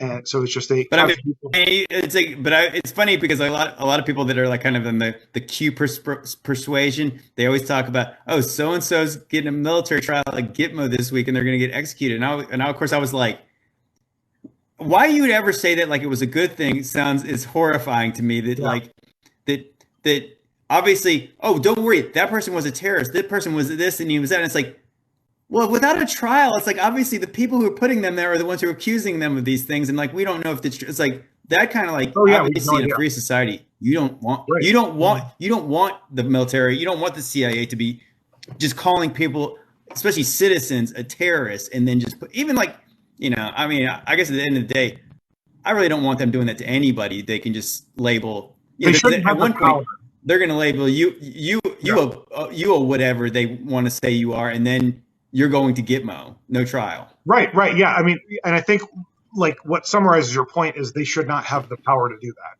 Like, it doesn't matter whether someone deserves it or not. They shouldn't have the power to do that. We have, a constitution in place to protect those rights. And that needs to be, that is the greatest document that has ever existed. So anyway, that's other than the Bible. I yeah. guess that's, I don't a usually think of document that there, as a but document, but of course you're right. I don't usually yeah, I guess include that as a yeah, document, but yes, of course. yeah, So yeah. yep. So anyway, Well, that's okay, the so main point. that's interesting, but I would like to say like what kind of effects have you seen in like the I guess when I can't help but always think of like the pop stars, like these, like you have these like these little tween like kids who go through like the Disney stuff, and they're like these. I mean, obviously, it seems like such a nefarious thing now when I look back at. There's just too many examples of these like innocent, cute, like talented young kids, and then they grow up, and before you know it, it's like they hit this like sex kitten peak, and then they lose their minds like shortly after that, and it's like and everybody just likes to blame this on drugs or something like that, and obviously I'm sure that's part of it, but when you see like Britney Spears shave all her hair off and like start attacking paparazzi when she's had paparazzi following her for her whole life, like what caused her to snap, and that look she had on, and then you see like the butterfly stuff, and you see like the stuff she like the little message she's putting out on like Twitter these days, and it really is like, I mean, it's kind of heartbreaking when you think like this person is they broke her in some way, Yeah. And I can't help but think that that's not there's that they didn't use some of these techniques on this girl. Yeah, I mean, that's definitely very possible. My 2 cents on that, which is slightly from a different angle, I don't know if this is controversial or not, but one of the, and I'm sure you'll agree with this, I think, that one of the by far highest correlations of people that have the kind of problems that you're dealing with is not having a strong nuclear family at home, meaning a mom and a dad that Mm-hmm. that care for, like, that drastically reduces chance of like crime, going to jail, not unemployment. It just every problem you can think of. Having a strong nuclear family drastically reduces the chance that the child will have that at any point in their life. So, and I don't know much about pop stars, Mm-hmm. and I don't know much about Britney Spears, but I understand that part of the issue was that like her father maybe was trying to like take her money or something like that. So it doesn't sound like maybe a very good nuclear Well, family situation. I think, but the, the money thing. I mean, see, and that's the real like. Of course, I think that's the normie take. The normie take is, oh, Brittany just needs to get her money back. Well, what really probably it was much worse than that, because I think that what you probably see is that you can see old interviews of her when she was very young, and she was like talking about like people hitting on her, and she was probably like 15 at the time, and she's talking about adults, and knowing that like what this is like a situation where they always talk about people selling their souls. Somebody sold her soul. You know what I mean? I think, and that's where it started. It's like the fact that when you turn your daughter into a business, like literally, in like in the kind of business that she's in, it's like she doesn't know which ways. Like she obviously she got at it. Thing, give her all that money. That's not going to cure anything that's wrong with her at this point. Is like that. Like that's what I see. Is like her parents sold her soul to Yeah. this thing, and now it's like, yeah. Obviously she needs a lot of prayer. She needs a lot. You know, she needs she needs to get away from that. She doesn't need the money. She needs to just be away from all of that. Yeah, yeah, I would definitely agree that money is not even close to the top issue. One thing I just want to mention, like one thing I said before, what are the two ways to influence a child? Give them power and give them validation. And she had tons of both Hmm. things, at least validation, like apparent power. Yeah. And then she'll do whatever you want. Like, oh, wow, you're doing so good. You've got so many followers and fans and blah, blah, blah. You're making all this money. And then you just tell her to do anything and she'll do it. Like a child will do anything if you give them, power and approval. So I think Yeah, right. Approval. That's you can see that where it's like, yeah, they're trying to make this one parent happy who's like obviously does not love them. right. You know, is using them. It's like it's one of the most, just heartbreaking things you could think of, is using your kid like that. Yeah, yeah. Oh, of course. Yeah, yeah. I mean, that's evil. Like to use your child for money, like sell your child for money. Absolutely.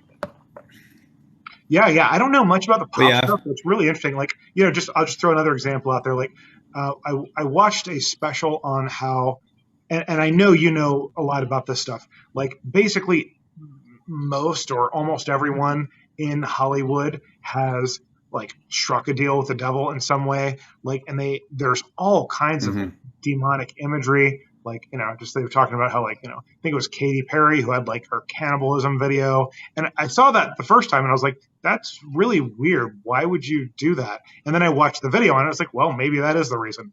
What do you think about that? hmm Do you think that's like, Oh yeah, well Katy Perry is a perfect example of this stuff because if you listen to the interview when she actually talks about selling her soul, it makes no sense other than she's literally telling you she sold her soul what because happened? what she was saying was she was saying that she could not make it as a Christian like a pop singer. She wanted to be Amy Grant. And it's like, okay, so you couldn't make it as a Christian pop singer, but you have the talent to be like the most famous like secular singer, like just worldwide like pop star, like how you know what I mean? Like it's kind of like almost like, oh, I couldn't make it in the secular world, so I'm gonna go to the B circuit and try to just be the best. You know what I mean? Like that would make more sense. That you know what I mean? Like somebody who couldn't make it in regular Hollywood would go to Nashville and be the best Christian singer they could be.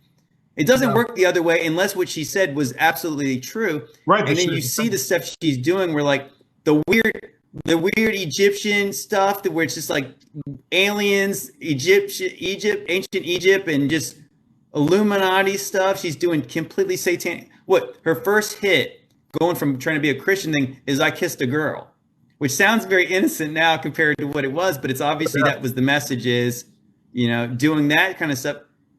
And like literally, it's like, but you see like again, you kind of see the MK Ultra type looking things where it's like, how many of these women, these beautiful women, all of a sudden they just show up and they got no hair, they cut all their hair off, and you're like, and they're acting like very unhinged, and you're like, you have got all the things that you wanted, like you know what I mean, like the world would look at that and say, you've got the world by the tail, like you're doing so great.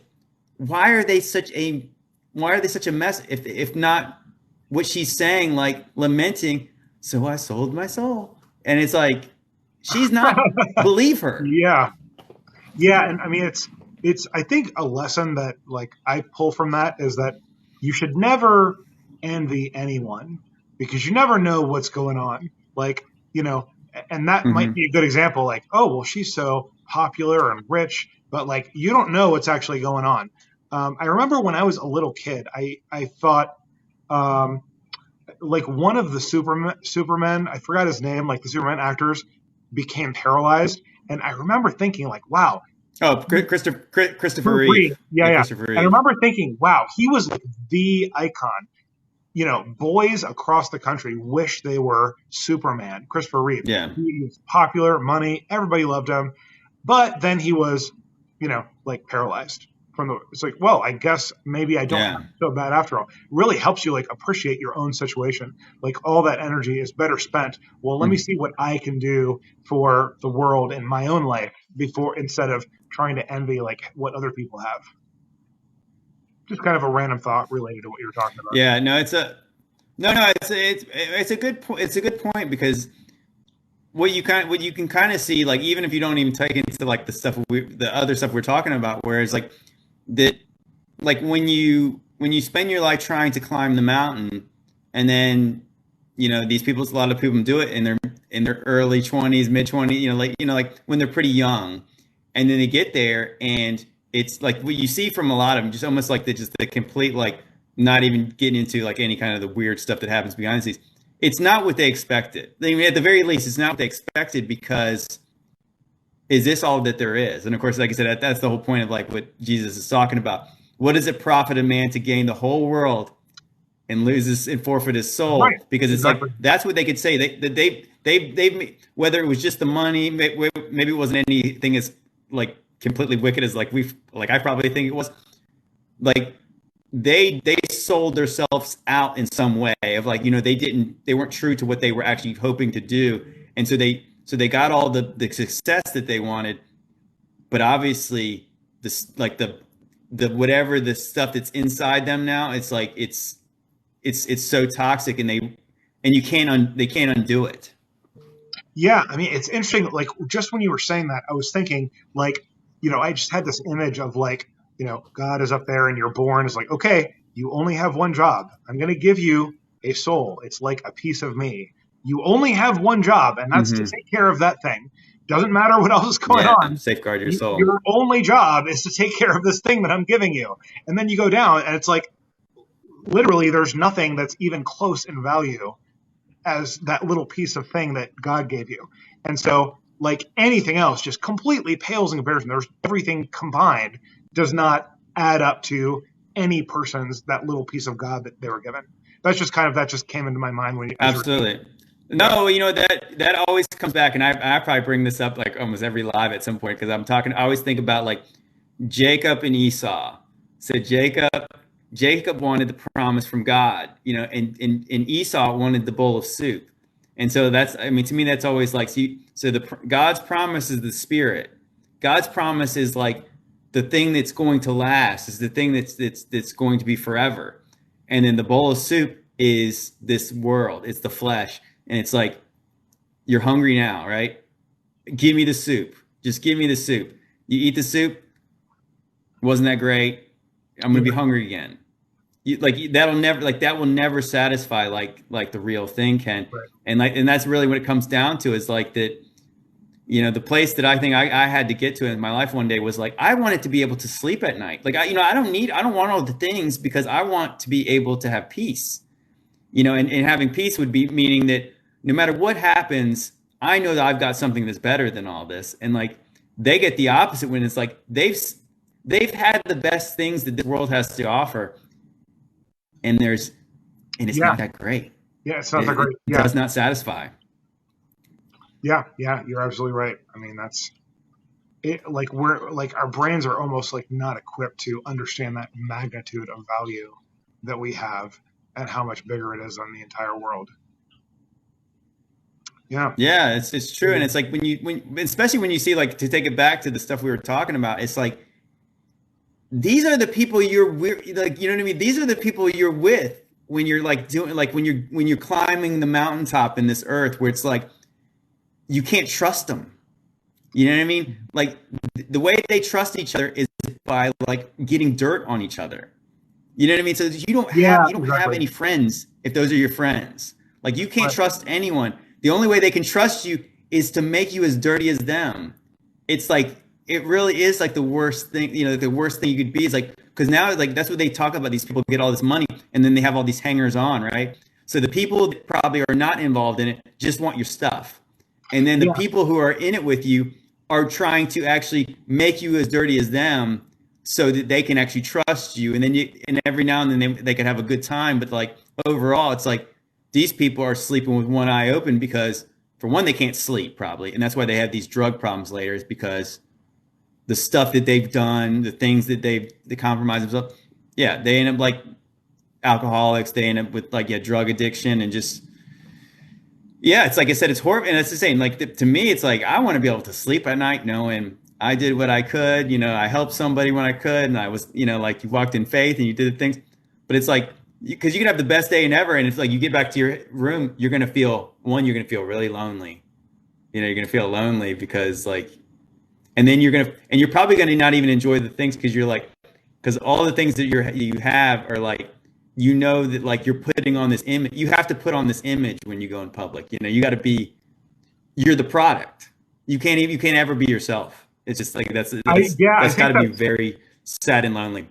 Right. Yeah. I sometimes singers sing about like losing yourself. And I think that's exactly what they're talking about. Mm-hmm. They have to live 24 hours a day being this persona that they created.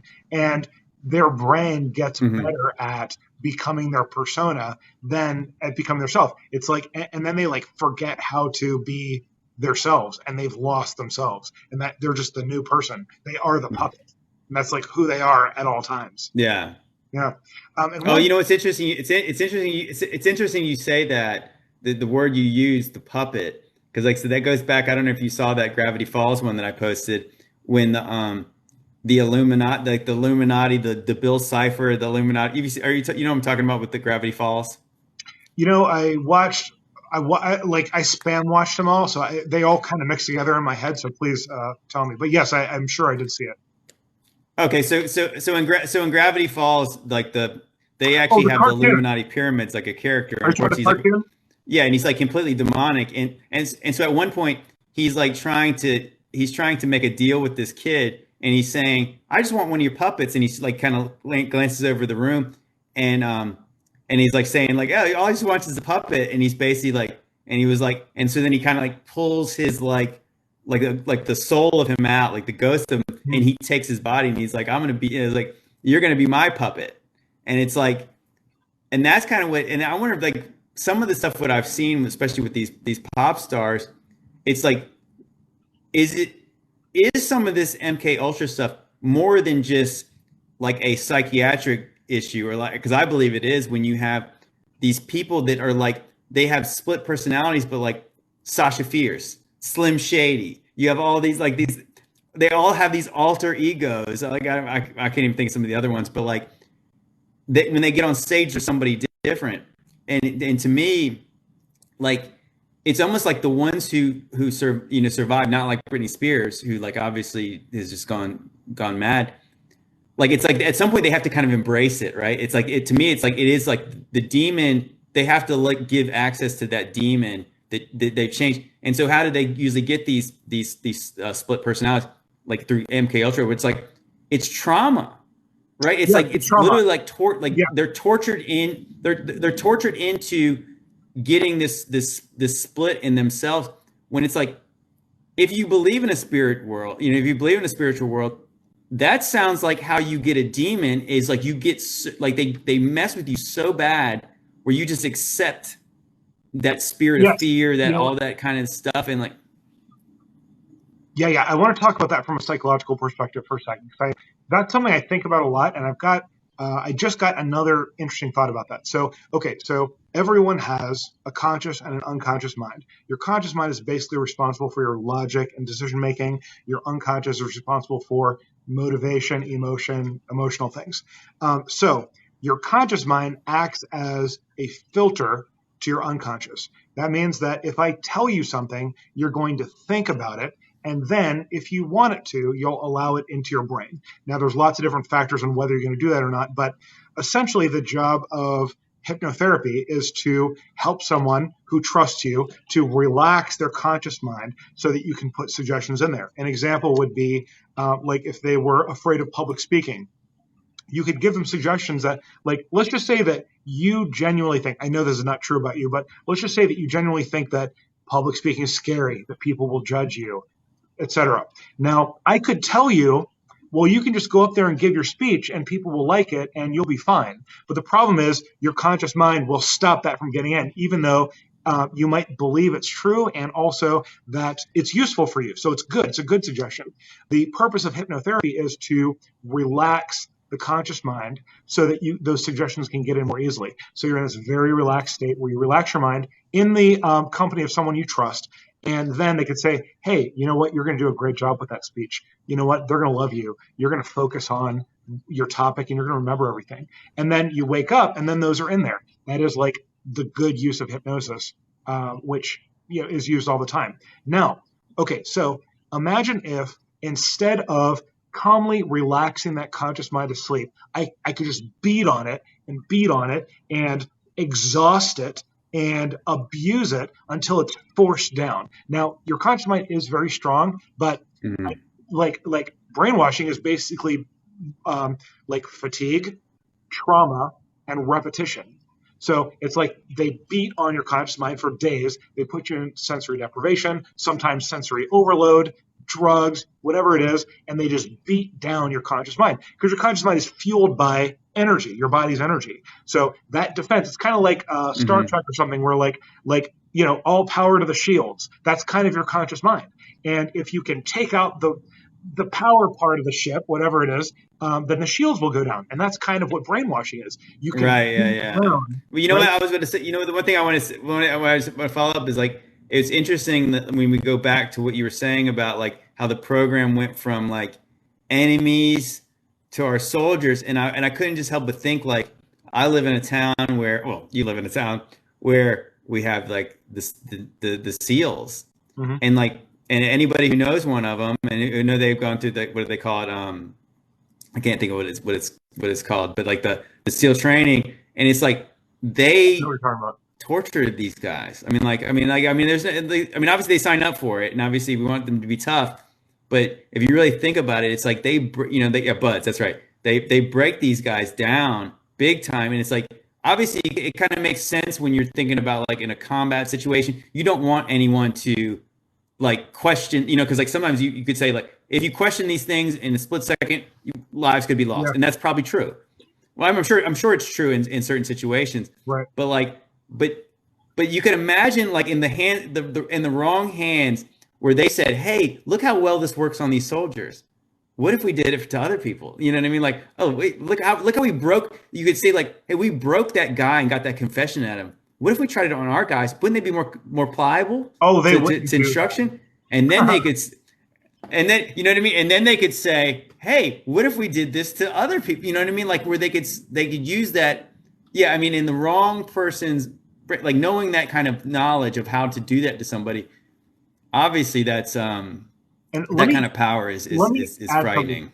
Let me add something to that. So Project Shatter was in 47. Artichoke, where we started working on Prisoners of War, was in 51. Now, so, and then Midnight Climax was 54. So we're talking about, they started at Prisoners of War, then they went to our own soldiers, and then we went to unsuspecting citizens. But that didn't take a long time. That took 3 years. In 3 years, they went from enemies to our own citizens. That's a good. Like, what year is this? You know, right? That's a good point, because I was kind of thinking, like, when I was hearing the thing, I was kind of thinking, I didn't realize it was that quick. Yeah, that is pretty. That's a good point to make.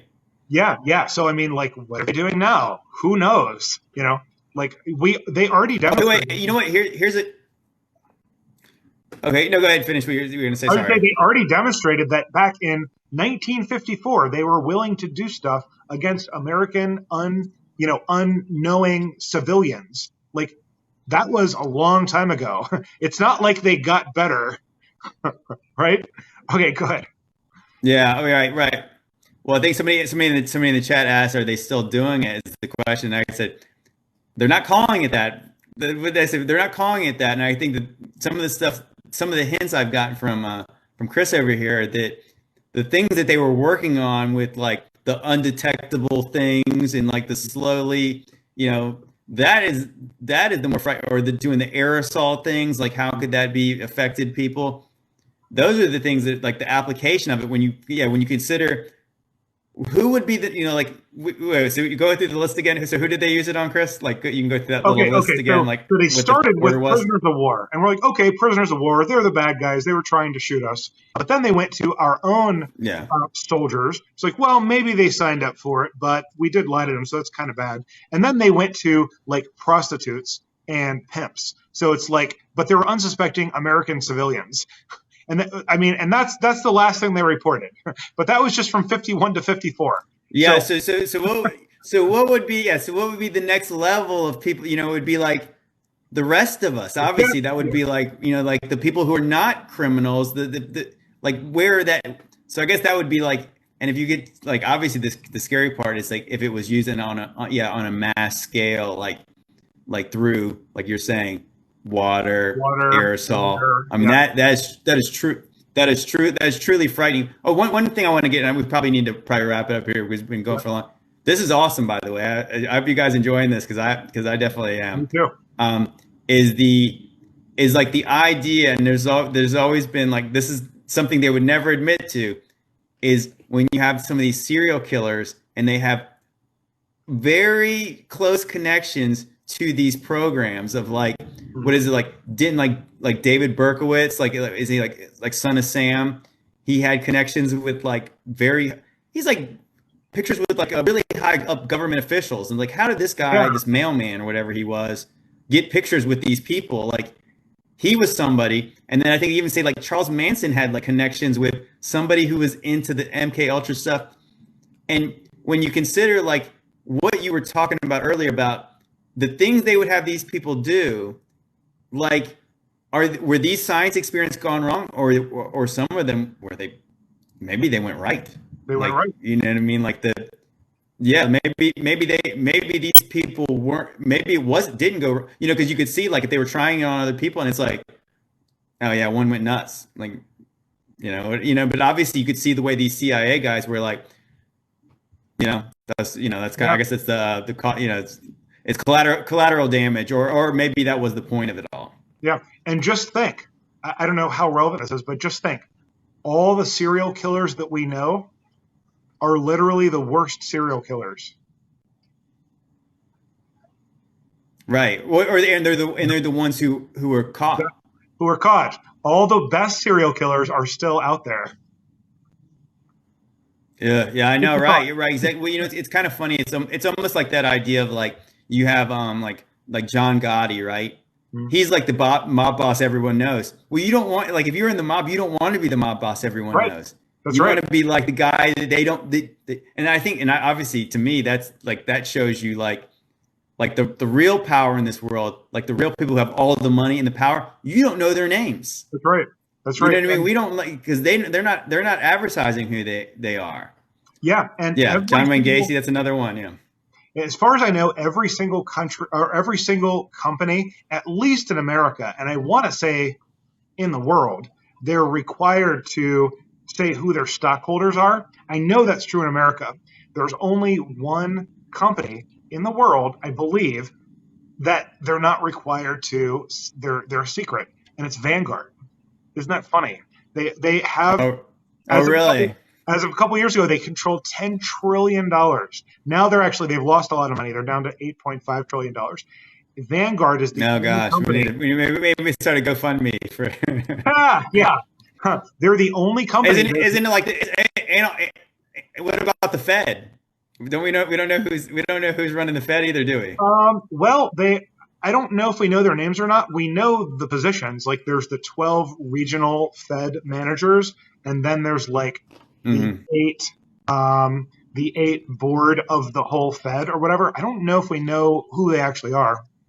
I'm not sure about that actually. Yeah, that's what I'm saying. Like I know that it was always a big point for like Ron Paul was always like audit the Fed, and it was because you really understand like that there is so much like I think they printed, was it 16 or 18 trillion dollars in 2 years, and it's like, I guess what the inflation problem is Russia, it's Putin, and you're like, well, I mean, does anybody? And that's why maybe that's why I'm not susceptible to the MK Ultra. I'm like, what? Yeah, like, this ain't Putin. I think my prediction is they're destroying the economy on purpose to justify because everything they do is disaster, justify action. That's everything since at least the late 1800s. Oh yeah, that's what I brought that up earlier about the Hegelian dialect, where it's like problem, solution, and then you have like, so obviously the solution is something they could never get through without a bad problem, and it's like, so obviously that's what it comes down to with these people, and like, and so if you even consider, like we were just saying, like, so if you have these certain, let's just say for instance, you have something where like you have a public tragedy, and I don't even get into what you can go with that with you will.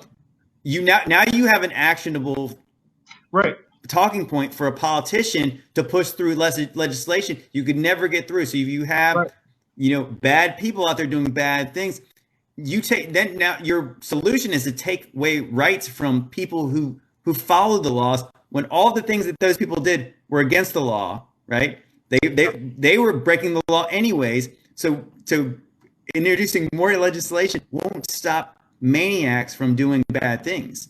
So what they do, they take rights away from people who follow the laws. Yeah, you're absolutely right. I mean, and I want to say it was Benjamin Franklin, feel free to correct me, who said, somebody's going to know, you probably know, who said people who value safety over freedom deserve neither safety nor freedom. And I believe that's attributed to him. Yeah, yeah, and I mean that's every time I think of that, that seems deeper to me. Like every single time I think of that, I'm like every single time, like all they have to do is like make people feel like they need safety, and then they can just do whatever they want. Like, oh, we'll just do whatever we need to make Right. people feel safety, and then we can do whatever we want, and it's just a steady push. And again, it's been going on since at least the late 1800s. We'll just, oh, it's a generation, we'll push. Oh, we push as far as we can. Wait a Well, generation. again, so I don't yeah, think. so I guess that's when it comes down to, like, it sounds like what a lot of this stuff came down to is like, did they even in like the MK Ultra, all about using fear as a weapon and a tool to accomplish the things that they want. So they break us down with fear, make us afraid, and then they say we'll take care of you. You know, Right. don't worry. Yeah, Yeah, and that you don't have to be afraid because we'll take care of you. yeah, yeah, yeah. No, Yeah. I'm noticing that. Like one of the things I didn't really talk about, but I noticed a lot in my reading is that they will like it's kind of a weird pattern. So I didn't really talk about that much. But like with the Manchurian Candidate, what they did was they like exhausted him. They like beat him down. You know, like just beat down his will, and started telling him things like, oh, and I think the way the story was like, oh, did you know you're a hero? Because you saved these other people, which like didn't happen at all. And like they had this big ceremony where they gave him Hmm. like a medal because they had just beaten down his conscious mind so much that they could just tell him anything. And they just said it over and over. Wow, you're a hero. Did you know that? And then their next step was like, oh, we need you to do this thing for us. And that's how they did it. Oh yeah, we need you to assassinate this person for us. Now, in the end, it was not successful.